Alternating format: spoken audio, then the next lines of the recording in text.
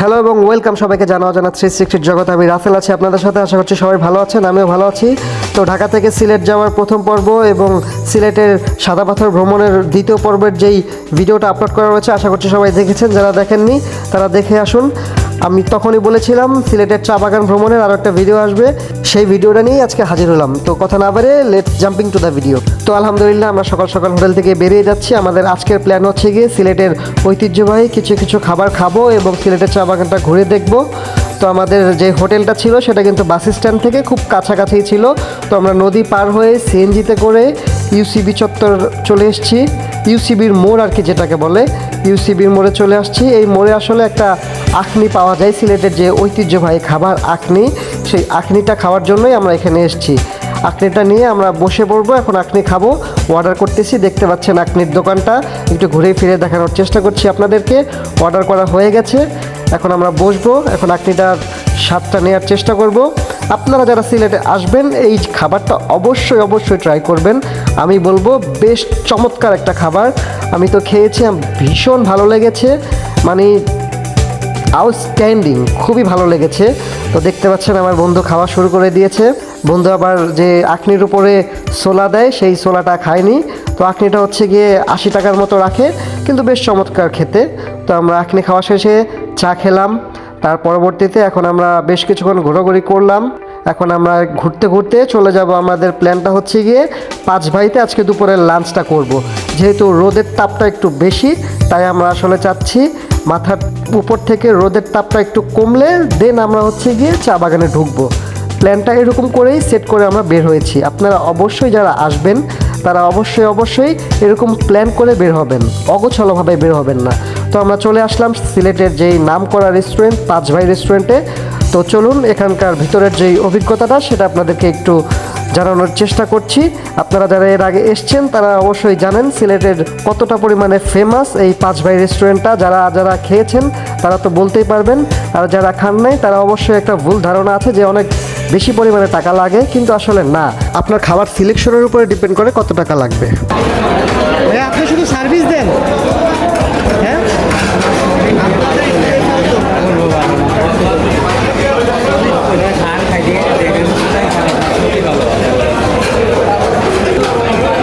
না 100 আইটেম না 200 আইটেম 100 করে 150 আইটেমের উপরে। ভাইয়া আপনি কতদিন ধরে খাচ্ছেন এখানে? এটা দেখুন একটু উদ্বোধন হয়েছে। এই যে আমাদের খাবার চলে আসছে অলরেডি। খাবার অনুযায়ী খাবারের দামটা কেমন মনে হয়? আমরা আপনি যেটা খাবেন সেটা বললে আমরা খাবো। ভাত ফ্রি, পানি ফ্রি, পানি ফ্রি, ভাত ফ্রি, ডাল ফ্রি। ডাল ফ্রি। আচ্ছা। অনেকেই বলে আসলে যারা হচ্ছে কি ভালো টাকা পয়সার জন্য অনেকেই বলে যে অনেক দাম বেশি বলে, এই সেই এরকম কিছু না তাহলে না? আপনি 200 টাকা হইলে আপনি একজনের 10টার মধ্যে ফের করে বাকি দেবেন। এটা কিসের? বেগুন ভাজা। এটা কি মাছের?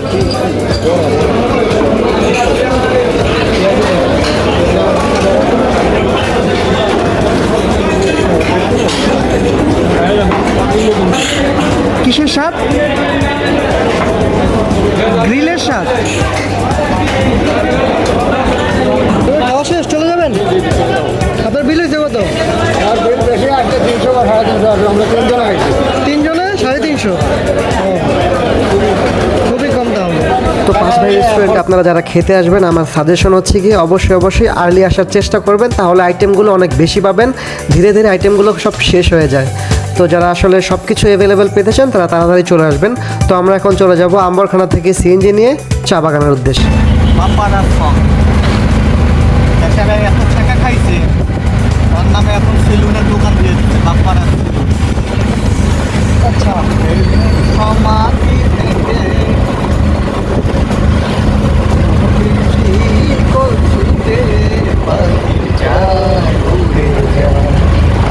তো আম্বরখানা থেকে সিএনজিতে করে আমরা চলে যাচ্ছি চা বাগানের উদ্দেশ্যে। গান করতে করতে ফান করতে করতে বেশ চমৎকার লাগতেছে আশেপাশের সিনারিওগুলো।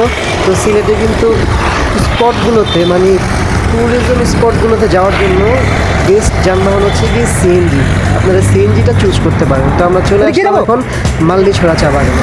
ভাই আপনার নাম কি? সালমান ভাইয়া। এই সালমান ভাইয়া আমাদেরকে ইনশাল্লাহ ঘুরে দেখাবে পুরো এই চা বাগানটাই। চা চলো বাগানের ভাইয়া। নাম কি ভাইয়া? ভালো ভালো স্পটগুলো তো আগে নিয়ে চলেন আমাদেরকে। তো রোদের তাপ বেশ অনেকটাই কম দেখা যাচ্ছে।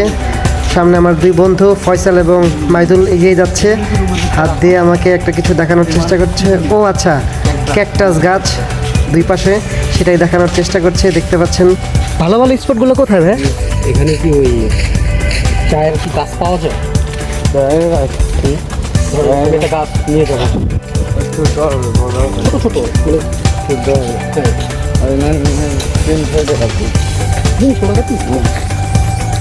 এগুলো কি টপ করা?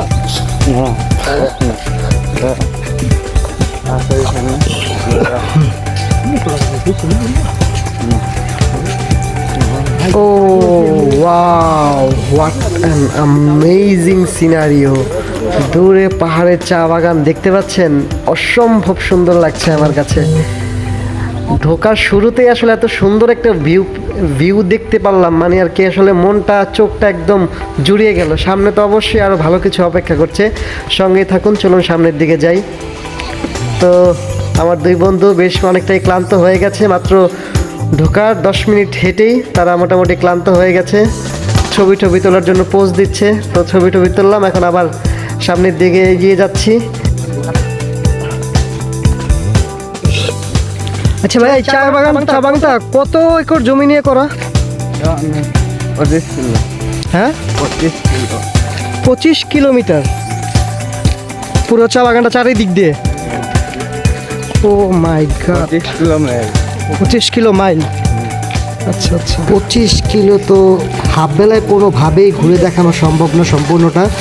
বেস্ট যেগুলো আমার কাছে ভালো লাগবে সেগুলোই আপনাদেরকে দেখানোর চেষ্টা করছি। আচ্ছা ভাইয়া, গাছগুলোর বয়স কত ভাই? চা গাছগুলোর 50 বছর।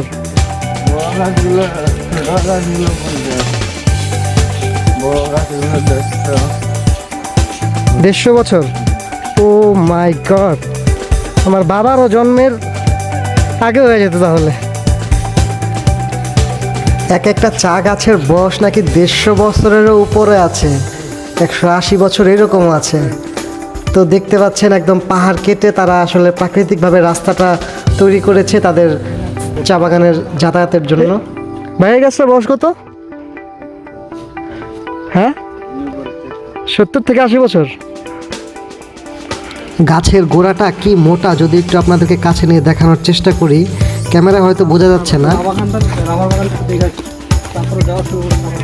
বন্ধু ফয়সাল যেমনটা বলছিল শুনতে পাচ্ছিলেন যে আমরা এখন একদম উপরের দিকে যাব, রাবার বাগানে রাবার চাষ কিভাবে হয় সেই জিনিসটা দেখার জন্য যাচ্ছি উপরের দিকে।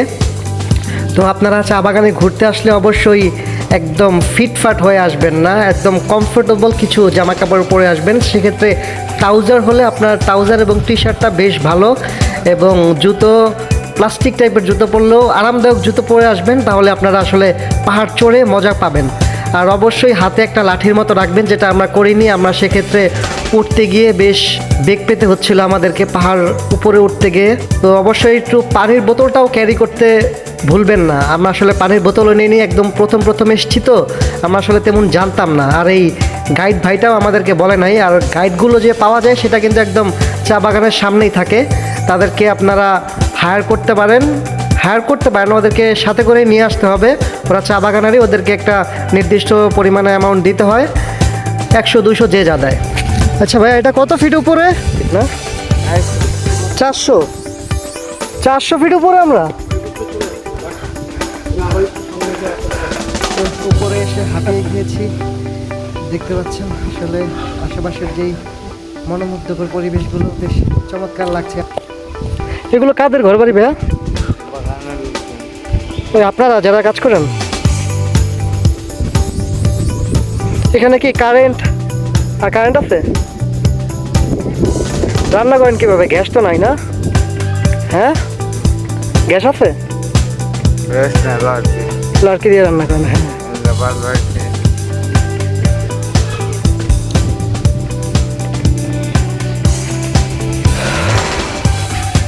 এটা কি রাবার বাগান? এটা রাবার বাগান। এটা হলো রাবার বাগান।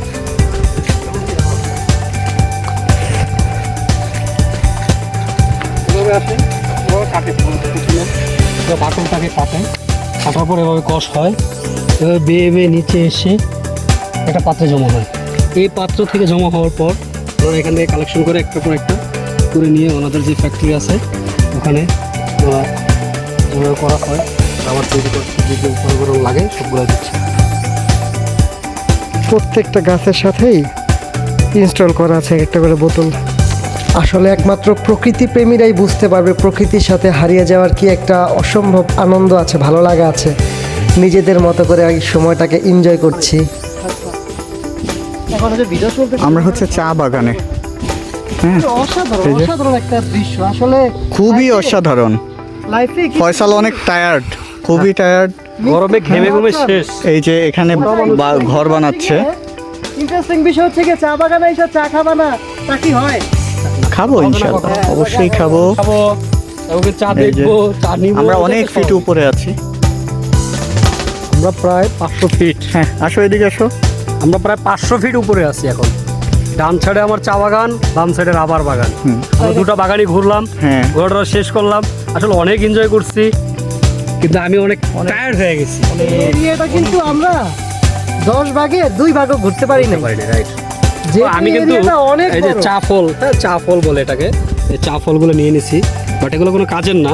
তারপর আমার কাছে ভালো লাগছে তাই নিয়ে নিছি। 30 কিলোমিটার জায়গা। এই তো ইন্টারেস্টিংলি নিজেদের মতো করে সময় কাটানোর সময় বলছিলাম যে চা বাগানে আসলাম আর চা খাবো না তা কি হয়। তো তখনই গাইড ভাইয়াটা বলল যে এই চা বাগানেরই উৎপাদিত একটা চায়ের দোকান আছে, সেখান থেকে চা খেতে পারি এবং চার পাতা নিয়েও যেতে পারি চাইলে আমরা আর কি, চা পাতাগুলো। তো গাইড ভাইয়াকে অনুসরণ করে আমরা এখন তার পিছনে পিছনে যাচ্ছি। চা খাওয়ার যেই চায়ের স্টলটা রয়েছে, চায়ের দোকানটা রয়েছে, সেখানে এগিয়ে যাচ্ছি। তো যাওয়ার পথে দেখতে পাচ্ছিলেন আশেপাশে ঘর বাড়ি রয়েছে, উঁচু টিলার মধ্যে আমরা এখন আছি। এখন আমরা অনেকটাই উঁচুতে আছি, এখন আস্তে আস্তে নিচের দিকে নামবো। দেখতে পাচ্ছেন এই নিচে নামার সময় খুবই সাবধানতা অবলম্বন করে নামতে হবে, আমাদের সকলকে এই বিষয়টা খেয়াল রাখতে হবে। খুব তাড়াহুড়ো করে নামা যাবে না, আস্তে ধীরে নামতে হবে।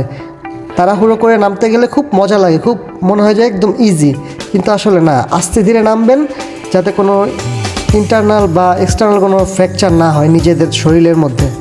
তো আমরা এগিয়ে যাচ্ছি চা খাওয়ার উদ্দেশ্যে। চা বাগানের মধ্যে ভিউটা আসলে চমৎকার ভিউ দেখা যাচ্ছিল কিছু কিছু স্পট থেকে, মানে অসাধারণ লাগছিল, বেশ ভালো লাগছিল। চা বাগানে এসে মানে এতটা পরিমাণে ভালো লাগবে ধারণা করে উঠতে পারিনি আসলে। আর এই চা বাগানটাই কিন্তু আসলে সিলেটের চা যে উৎপাদনের প্রথম মানে গোড়াপত্তন বলা যেতে পারে। আমি এর আগে হয়তো বা বলেছি, আবারও বলছি, এই চা বাগান থেকেই চা বাগানের শুরু। চা উৎপাদনের বা চা বাগান করার আইডিয়াটা সবার কাছে আসছে এই মালনীছড়া চা বাগান থেকেই। তো দেখতে পাচ্ছেন ওই যে ফয়সাল আমার বন্ধু, ও আসলে চা বাগানের যে টি স্টলটা রয়েছে সেখানে আগে চলে গিয়েছিল। আমরা এখন চলে আসলাম, ভিতরের দিকটা দেখতে পাচ্ছেন বেশ চমৎকার পরিপাটি লাগছে। টেবিলের শিকড় দিয়ে করা, হ্যাঁ চা গাছের শিকড় না ভাই? এটা চা গাছের শিকড় না? এই গাছটা আরো অনেক বয়স কত হইব যেটা ছিল? 150 100 200 বছরের উপরে আছে এটা। 200 না, এটা 200 বছরের উপরে। 200 বছরের উপরে আছে এটা। এইটা বেশি ওটা। 200 বছরের উপরে আছে গাছটা। বাহ, এটা তো আমার ভাই আছে। অরিজিনাল চা পাতার ঘ্রাণটা আসতেছে ফসল পুরো এমটাই আছে। পাচ্ছিস? আমার কাছে নাকে ঘ্রাণ চলে আসছে, ক্যামেরাটা নিয়ে আসছি না, সাথে সাথে নাকে ঘ্রাণটা হিট করতে যায়। হ্যাঁ দি অসাধারণ। তো একটা চুমুক দাও, তারপরে অনুভূতিটা বলো কেমন। হ্যাঁ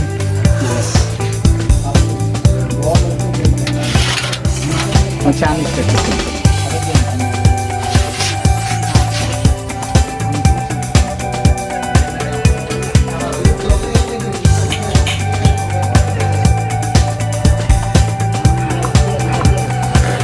অনেস্টলি বলবা কেমন? কারাক কারাক মশলা। কারাক ঘ্রাণ। দারুণ আহ, এটাই হলো আহ, ঠিক আছে তাহলে আমি খাই, ভিডিওটা আপাতত পজ রাখি।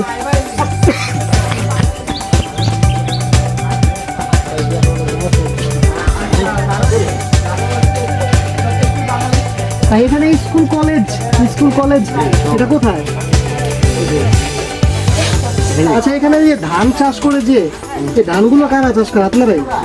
আপনারা নিজেদের যোগান দেওয়ার জন্য বাইরে থেকে কেনা লাগে না? না, মালিরচা চা বাগানটা কিন্তু বেশ বড়। এখানে ওরা নিজেদের মতো করে অনেক জায়গায় চাষবাস করতে পারছে, নিজেদের জন্য খাবার উৎপাদন করতে পারছে। বেশ ভালো লাগলো বিষয়টা। আরেকটা বিষয় যেটা খারাপ লাগলো, এখানের চা শ্রমিকরা যারা আছে তাদের সন্তানদের পড়াশোনা করার জন্য বেশ অনেকটা স্ট্রাগল করতে হয়। এখানে কোনো স্কুল কলেজ নেই, তারা যদি পড়াশোনা করতে চায় বেশ অনেকটা দূরে যেতে হয়। তো এখানে একটা ধর্মীয় স্থাপনা দেখা যাচ্ছে। তো ভাইয়াটাকে জিজ্ঞাসা করি এটা কি আসলে, এটা কি কিসের মন্দির ভাই জানেন? হ্যাঁ, শিব মন্দির। এটা কত সাল ধরে এখানে? এই সামনে হচ্ছে 2020। 2020-এ? আচ্ছা আচ্ছা। তো এই তো বেশ অনেকক্ষণ ঘোরাফেরা করলাম, এখন বেরিয়ে যাচ্ছি চা বাগান থেকে। ভালো লাগলো মন্দ লাগলো কেমন লাগলো কমেন্টস করে জানিয়ে দিন। কোনো সাজেশন থাকলে দিতে পারেন কমেন্টস করে। সবাই ভালো থাকবেন, সুস্থ থাকবেন, জানা অজানা 360 সঙ্গে থাকবেন। আল্লাহ হাফেজ।